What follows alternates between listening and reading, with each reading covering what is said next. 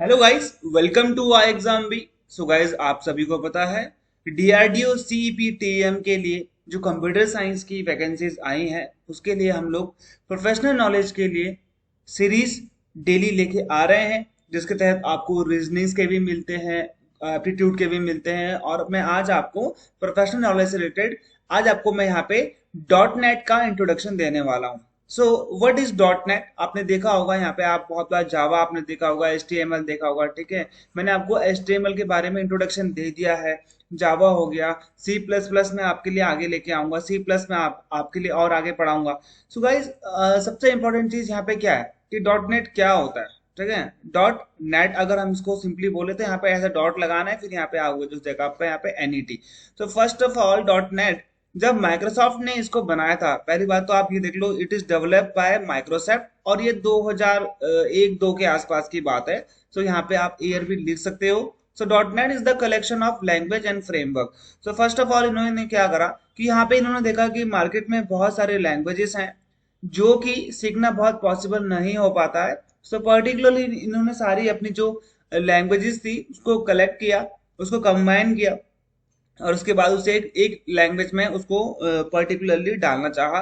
So dot net is the collection of language and framework. Framework क्या होता है? Particularly जो भी उसके रूल्स एंड सिंटेक्सेस होते हैं। Okay, so the possible to develop console application means to say that आप कोई भी एप्लीकेशन बनाना चाहते हैं, विंडो एप्लीकेशन बनाना चाहते हैं, जैसे कि आपने देखा होगा वेब एप्लीकेशन या फिर मोबाइल एप्लीकेशन, जैसे कि आप देख सकते हो। अगर जो एप्लीकेशन की अगर हम लोग बात करें तो यहाँ पे आपको बहुत सारे एप्लीकेशन देखने को मिल जाते हैं, क्योंकि यहाँ पे आपको एंड्रॉयड मिलेगा वर्जन, आपको विंडो मिलेगा, ठीक है, आपको मोबाइल वर्जन मिलेगा। सो आपको हर किसी के लिए एक सॉफ्टवेयर बनाना है, एक पर्टिकुलरली वेबसाइट बनानी है, तो यहाँ पे आप डॉट नेट का यूज कर सकते हो। जैसे कि अगर आपने सी प्रोग्रामिंग सीखी है, सी एंड सी प्लस प्लस दोनों सीखा हुआ है, जावा सीखी हुई है, विजुअल बेसिक सीखा हुआ है, क्लासिक ईएसपी। अब तो हालांकि ख्याल ये विजुअल बेसिक नहीं चलता है, लेकिन ये जो क्लासिक ईएसपी है, अब आप क्या करोगे पर्टिकुलरली, अब आप यहाँ पे पर्टिकुलरली अगर आपने सी प्रोग्रामिंग सीखी है तो आप यहाँ सी शार्प डॉट नेट सीख लोगे। सी प्लस प्लस सीखा है तो यहाँ पर भी आप क्या करोगे, सी शार्प डॉट नेट सीख लोगे। अगर आपने जावा सीखे तो जावा शार्प डॉट नेट सीख लोगे। विजुअल बेसिक सीखा है तो विजुअल बेसिक डॉट नेट, और अगर आपने एएसपी सीखा है तो एएसपी डॉट नेट। तो आपको तो पता है जो एएसपी होता है पर्टिकुलरली ये किस लिए यूज होता है, ये होता है बैकएंड में यूज करने के लिए। अगर आप वेबसाइट का डेवलपमेंट कर रहे हो तो वहां पे भी आपका यहाँ पे ये यूज हो जाएगा। लेकिन आपने यहाँ पे ध्यान देना जरूरी है कि अगर आप कोई भी जो लैंग्वेज है अगर आप उसको चूज कर रहे हो तो आप उसी से रिलेटेड ही आप डॉट नेट में फ्रेमवर्क सीख सकते हो। आप उन्हीं चीजों को आप क्या कर सकते हो पर्टिकुलरली आप याद रख सकते हो, या फिर आप इजीली इन्हें सीख पाओगे अगर आपने ये चीजें सीखी हुई है। अदरवाइज आपने कुछ और चीज सीखा हुआ, जैसे जावा हो गया, अगर आप सी शार्प डॉट नेट सीखना चाहते हो तो यहाँ पे आपके लिए थोड़ी प्रॉब्लम हो सकती है। तो ये आपने यहाँ पे समझना पड़ेगा। अगर हम लोग यहाँ पे बात कर लेते हैं सी शार्प कोड की, विजुअल बेसिक डॉट नेट की, जावा कोड की, हालांकि जावा एक बहुत पॉपुलर लैंग्वेज है जिसको ओवरकम करना ये पॉसिबल नहीं हो पाएगा। तो यहाँ पे आपने समझना पड़ेगा कि जावा एक बहुत पॉपुलर लैंग्वेज है, हालांकि आज भी डॉट नेट इसको समझ नहीं, मतलब डॉट नेट इसको ओवरकम नहीं कर पा रही है। ओके, तो यहाँ पे आप देख लियो सारे के सारे जो कोड्स हैं, जो भी विजुअल बेसिक के चाहे जावा शार्प के हैं, तो यहाँ पे इन सबको कंपाइल करेगा, और कंपाइल करने के बाद इसे कॉमन लैंग्वेज में लेके आएगा। जैसे कि मान लीजिए ये जो विजुअल बेसिक में जो आपकी वेबसाइट है, इसमें तीन चीजों में काम हो रहा है, तीन चार चीजों में काम हो रहा है। तो यहाँ पे जो सारे के सारे कोड्स होंगे, मान लीजिए कोई सी में कोडिंग कर रहा है, कोई विजुअल बेसिक में कोडिंग कर रहा है, कोई जावा में कोडिंग कर रहा है, तो इन सभी के लिए वो क्या करेंगे, इन सभी के लिए पर्टिकुलरली वो क्या कर लेंगे कि इन सब के लिए कंपाइलर होगा, और ये कंपाइलर करके क्या करेगा, ये कंपाइलर करके सबसे इंपॉर्टेंट यहाँ पे क्या लेके आएगा, ये सभी को यहाँ पे कंपाइल कर देगा और एक इंटीग्रेटेड लैंग्वेज बना देगा इसको, ठीक है। और इंटीग्रेटेड लैंग्वेज बनाने के बाद सबसे इंपॉर्टेंट चीज क्या होगा कि ये यहाँ पे कॉमन लैंग्वेज आ जाएगी, और कॉमन इसको रन करने का यहाँ पे क्या मिल जाएगा, सबसे इंपॉर्टेंट मिल जाएगा, ठीक है। तो डॉट नेट कंपैटिबल लैंग्वेज, ठीक है, द प्लेटफॉर्म स्पेसिफिक है, स्पेसिफिक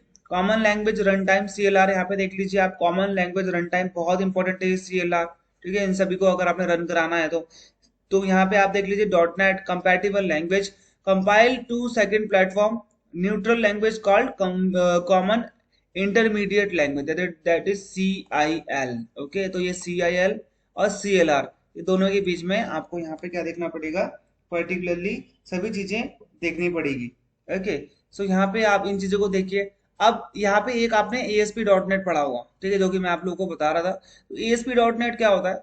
ये है server side technology for web development. देखिए, वेब डिजाइनिंग अलग चीज है और वेब डेवलपमेंट अलग चीज है। तो यहाँ पे जब आप बैकएंड के साथ मिलकर वेब डेवलपमेंट करते हो, that is known as the web development और वेबसाइट डेवलपमेंट। बेसिकली इसका मतलब क्या है? Website development.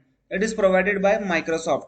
सो पर्टिकुलरली इसको माइक्रोसॉफ्ट ने 2002 के आसपास क्या करा था, रिलीज किया था, या फिर आप मान सकते हो डॉट नेट के साथ साथ इसको भी रिलीज करा गया है। So particularly the full form of ASP क्या होगा? Active server page. तो this is the ASP means active server page and dot net is network enabled technologies. तो ये कई बार एग्जाम में आ सकता है, आपने ये कई बार देखा होगा कि what is the full form of .NET? That is network enabled technologies. ASP means active server pages. ASP means active server pages. Okay.